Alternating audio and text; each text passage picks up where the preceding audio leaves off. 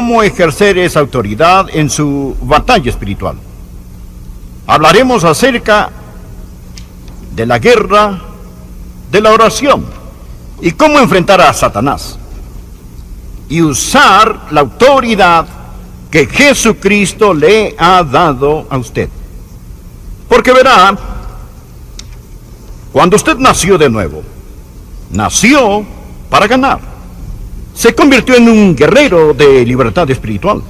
Usted es un comando en la invasión del ejército de Dios. Y necesitamos aprender que la iglesia del Señor Jesucristo no es un crucero ni un barco espectáculo. Es un buque de guerra. Estamos en guerra, en un feroz conflicto. Es una lucha hasta el final, sin ningún límite. No podemos ser neutrales, ni podemos llamar a tregua. El general Douglas MacArthur dijo: en la guerra no hay sustituto para la victoria. Deseo que vea hoy cómo usted y yo podemos entrar en esta batalla con la autoridad del reino y estar totalmente seguros de la victoria, que es nuestra. Lucas capítulo 10, versículo 17. Volvieron los 70 con gozo, diciendo: Señor, aún los demonios se nos sujetan en tu nombre. Lo notó.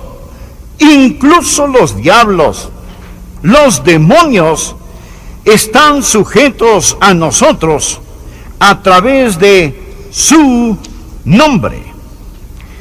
Y les dijo: yo veía a Satanás caer del cielo como un rayo.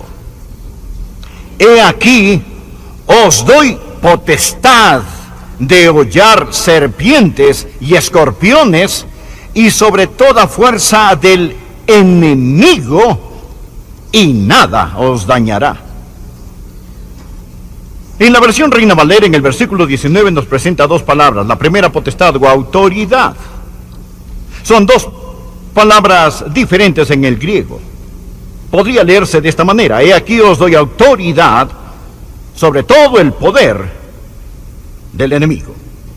Estamos hablando de la autoridad del reino y de cómo poseer esa autoridad del reino en nuestra guerra, ganando la victoria en el nombre del Señor Jesucristo. Porque en 2 de Crónicas capítulo 20 versículo 15 nos ha enseñado que la batalla no es nuestra, sino del Señor. Tres cosas deseo que aprenda hoy acerca de la autoridad del reino. Primero, la autoridad del reino se ha establecido soberanamente. Esta autoridad del reino se ha establecido soberanamente. Jesús dijo: yo veía a Satanás caer del cielo como un rayo. Esos primeros discípulos regresaron y le dijeron en el versículo 17: Señor, aún los demonios se nos sujetan en tu nombre. De nuevo quiero recordarle de lo que estamos hablando, recordarle que hablamos acerca de la autoridad. El diccionario Webster define la autoridad primero como el poder o derecho de mando, de actuar, exige obediencia o toma la última decisión. También dice jurisdicción, es decir, para gobernar. Y luego describe la autoridad como el poder delegado a otro. Autorización, como él tiene mi autoridad para hacerlo. Esa es la autoridad en sí misma y ha sido conferida o dada a nosotros por medio del Señor Jesucristo. Toda la autoridad se arraiga en el Dios soberano. La autoridad del reino se ha establecido soberanamente. Dios es el creador, el gobernante, el rey supremo en este reino. Él gobierna el universo y Él es Dios soberano. Ahora, Dios, quien es soberano, le dio esa autoridad a Adán y Eva en el huerto del Edén. Cuando Dios creó a Adán y Eva, les dijo que tuvieran dominio. Pero recordará que la serpiente entró en el huerto y los engañó. Ellos pecaron, le entregaron su dominio a Satanás, perdieron su corona y Satanás se convirtió en el Dios de este mundo. Pero Jesucristo, el último Adán, dejó el cielo, bajó a esta tierra, sufrió, derramó su sangre y murió como hombre para recuperar lo que el primer Adán perdió. El dominio se perdió legalmente y fue recobrado justamente. Un hombre lo perdió, el primer Adán. Un hombre lo recobró, el segundo Adán. Por favor, coloque un marcador de libro en Lucas 10. Estamos hablando acerca de la autoridad del reino que fue establecida soberanamente. Y busque Colosenses. Simplemente adelántese unos cuantos libros y llegará a Colosenses capítulo 2. Ahora lea conmigo el capítulo 2 de Colosenses del versículo 13 al 15. Estos son versículos increíbles. Versículos increíbles. Colosenses 2, versículos del 13 al 15. Quiero que vean lo que el último Adán hizo por nosotros y cómo este dominio se ha establecido soberanamente. Esto es lo que dice: y a vosotros, estando muertos en pecados y en la incircuncisión de vuestra carne, os dio vida juntamente con él, perdonándoos todos los pecados, anulando el acta de los decretos que había contra nosotros, que nos era contraria, quitándola de en medio y clavándola en la cruz, y despojando a los principados y a las potestades, los exhibió públicamente, triunfando sobre ellos en la cruz. Por favor, mantenga su Biblia abierta e indaguemos cómo esta autoridad del reino se estableció soberanamente. Hay tres cosas que Jesús hizo por nosotros cuando Él vino a esta tierra para liberarnos de la esclavitud. Y Él nos liberó de tres tipos de esclavitud. Primero, Él nos libró de la esclavitud de la muerte espiritual. Versículo 13, y a vosotros, estando muertos en pecados y en la incircuncisión de vuestra carne os dio vida. Si usted no es un creyente, espiritualmente está muerto. No es que esté espiritualmente enfermo, espiritualmente está muerto. Pero cuando Jesucristo vino por los hijos e hijas de Adán, Él nos dio por medio de su muerte vida y nos liberó de la esclavitud de la muerte espiritual. Pero no solo nos liberó de la esclavitud de la muerte espiritual, Él nos liberó de la esclavitud de la deuda incalculable. La muerte espiritual y la deuda incalculable. Verá, nuestros pecados son una deuda que debe pagarse. El cielo nos ha demandado por daños y estamos en deuda debido a nuestro pecado. Pero ¿qué hizo Jesucristo en esa cruz? Jesús pagó la deuda. Versículo 14. Anulando el acta de los decretos que había contra nosotros, que nos era contraria, quitándola de en medio y clavándola en la cruz. ¿Qué hizo cuando murió por nosotros? Él nos liberó de la esclavitud de la muerte espiritual. Él nos liberó de la esclavitud de la deuda incalculable. Él lo pagó todo. Y luego nos liberó de la esclavitud del dominio satánico. Retroceda y mire de nuevo este versículo. Observe el versículo 15. Habla acerca de lo que Jesús, esto me fascina, no solo hizo por nosotros, sino lo que hizo a Satanás cuando Él murió. Él arruinó a Satanás, despojando a los principados y a las potestades. Despojando principados y potestades. Los exhibió públicamente, triunfando sobre ellos en la cruz. Su muerte en la cruz. Note lo que el Señor Jesucristo le hizo a Satanás, que quiere tener el dominio sobre nosotros. Primero lo despojó. ¿Qué significa la palabra despojar? ¿Sabe lo que significa en el idioma griego? Quiere decir desnudar. significa despellejar, como despellejar el cadáver de un animal, o como despojar a un general de sus medallas, o quitar a alguien sus túnicas reales. Aquí estaba Satanás, en toda su arrogancia, todo su dominio, llevando todas sus medallas del infierno, y el Señor Jesucristo en la cruz despojó a Satanás. Él le quitó toda su autoridad. Él ha sido desnudado, despojado. Y la Biblia dice, lo exhibió públicamente. ¿Qué significa eso? Significa humillado. No solo fue despojado, sino que estaba allí de pie desnudo, sin más autoridad, sin más poder, sin más dominio. Diga la palabra despojado, dígala. Ahora diga la palabra avergonzado. Despojado y avergonzado. Él fue humillado públicamente. Él no quiere que usted entienda que el rey no tiene ropa. Él está despojado. Él está avergonzado. Mire, triunfando sobre ellos en la cruz. Él está vencido. Diga vencido. La próxima vez que piense acerca de Satanás, utilice estas tres palabras: despojado, avergonzado, vencido.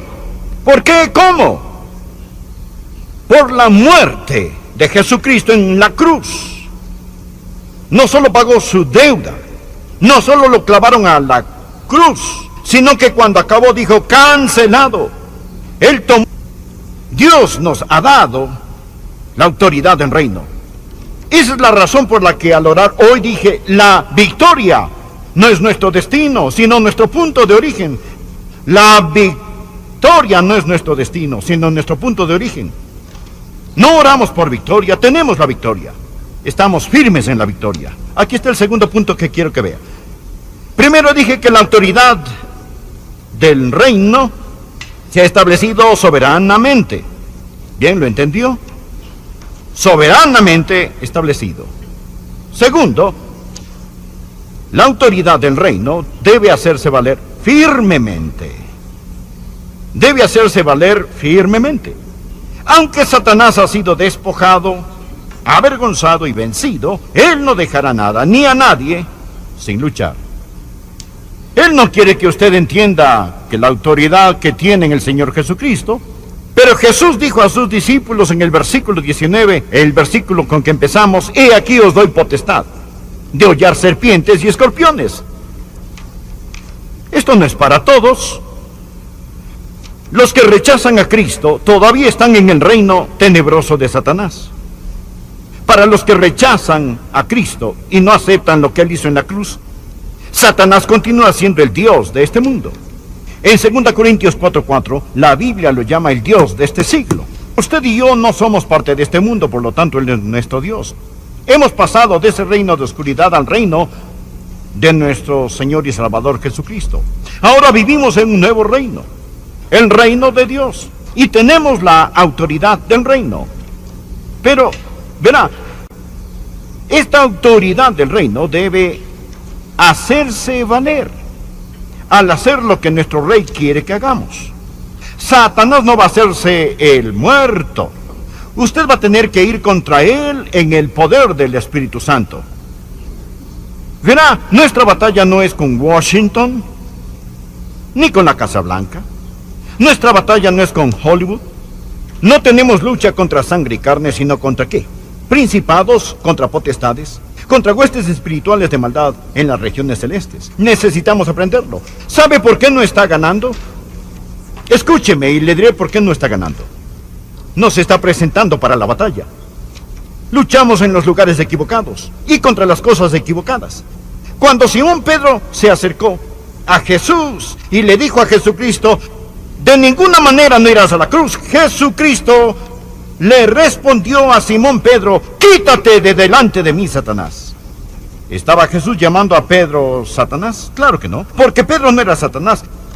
Jesús estaba mirando a través de Pedro al verdadero enemigo, viendo más allá de Pedro al enemigo que es Satanás. ¿Lo ve? Jesús no luchaba contra carne y sangre. Él sabía quién es el verdadero enemigo. Y eso es lo que usted y yo tenemos que entender, que estamos en guerra espiritual. Y esta autoridad espiritual que se ha establecido soberanamente, pero debe hacerse valer firmemente. Tenemos que aprender a tomar la autoridad. Usted dirá, bueno, espere un minuto, pastor, no entiendo, me está confundiendo. Por un lado, usted dice que Satanás ha sido despojado, avergonzado y vencido. Y por otro lado, usted dice que tenemos que hacer valer firmemente la autoridad del reino. ¿Por qué necesitamos hacerlo valer firmemente? Me alegro que haya preguntado. Trataré de contestarle esa pregunta.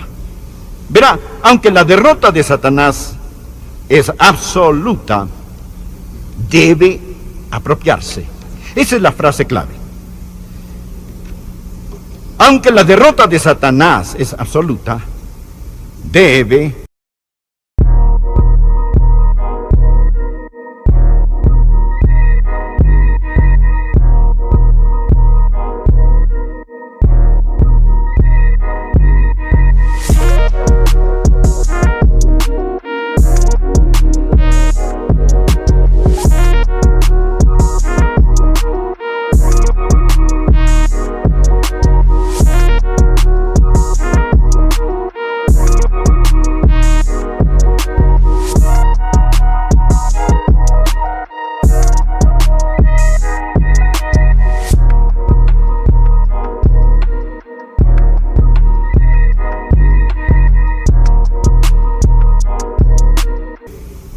apropiarse. Le pregunto, ¿fue la muerte de Jesús por el pecado absoluta? Claro que sí. Cuando murió en la cruz, la Biblia dice en Primera de Juan, y Él es la propiciación de nuestros pecados. Y no solamente por los nuestros, sino también por los de todo el mundo. Jesús murió por todos. ¿Se ha salvado todo el mundo? No. ¿Fue su muerte absoluta? Sí, lo fue. Pero solo usted y yo no necesitamos orar por otro Espíritu Santo ni otro Pentecostés. ¿Y el Espíritu Santo ya descendió? ¿Está todo creyente lleno del Espíritu Santo? No. Aunque el derramamiento del Espíritu Santo fue absoluto, debe apropiarse de este. Tanto la muerte de Jesucristo como el poder del Espíritu Santo son absolutos, pero hay que apropiarse de ellos. La derrota de Satanás es absoluta. ¿Entiende lo que digo? Usted debe decir, tomaré mi autoridad en el Señor Jesús, me apropiaré de ella, me apoyaré en ella y enfrentaré el reino tenebroso de Satanás. Debo dejar este punto porque se nos va el tiempo y hablaré acerca del último punto. Esta autoridad del reino, soberanamente establecida, debe hacerse valer firmemente. Tercero, debe ejercerse estratégicamente. No salga contra el diablo si su corazón no está bien con Dios. Debe ser la persona correcta. Estoy hablando de personas cuyos corazones están limpios. Les he dicho antes que usted nunca estará sobre hasta que primero esté bajo. Y si usted, aun siendo hijo de Dios, desafía a Satanás con el corazón de un rebelde, se va a meter en serios problemas. Tiene que ser la persona correcta. Y luego tiene que estar en la posición correcta. ¿Cuál es su posición? Recuerde lo que mencionamos de Efesios 2, verso 6, que estamos sentados con Jesús en los lugares celestiales. Permítame enseñarle una forma diferente de orar. Deje de orar de la tierra al cielo y empiece a orar del cielo a la tierra. Usted está sentado con Jesús en los lugares celestiales. Usted está entronado con el Señor Jesucristo.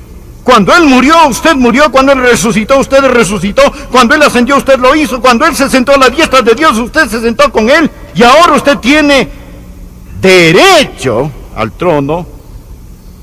Y en lugar de orar al cielo, usted ora desde el cielo. Jesús dice en Mateo capítulo 18, de cierto os digo que todo lo que atéis en la tierra será atado en el cielo, y todo lo que desatéis en la tierra será desatado en el cielo. No significa que el cielo secunda la moción. En el griego dice que todo lo que se ata en la tierra ya está atado en el cielo.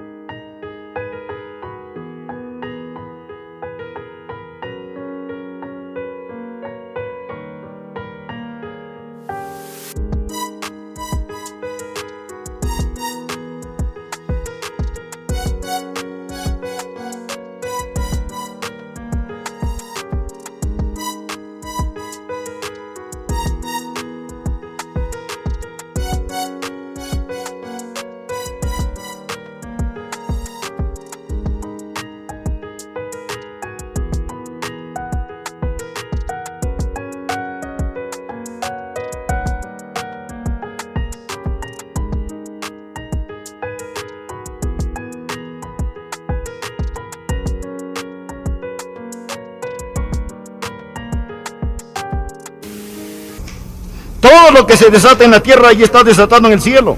Lo que usted y yo necesitamos hacer es ejercitar nuestra autoridad del reino. Había un hombre que nació en Francia y posteriormente ese francés se mudó a Inglaterra y se hizo ciudadano del Imperio Británico. Luego, Gran Bretaña, Inglaterra, derrotó a Napoleón en Waterloo. Cuando ese hombre era un ciudadano de Francia, para él, Waterloo fue una derrota. Napoleón era francés, se perdió la guerra, y ese hombre como francés era un perdedor. Pero como dejó Francia y se hizo ciudadano de Inglaterra, ahora para él Waterloo no fue una derrota. Para él fue una victoria.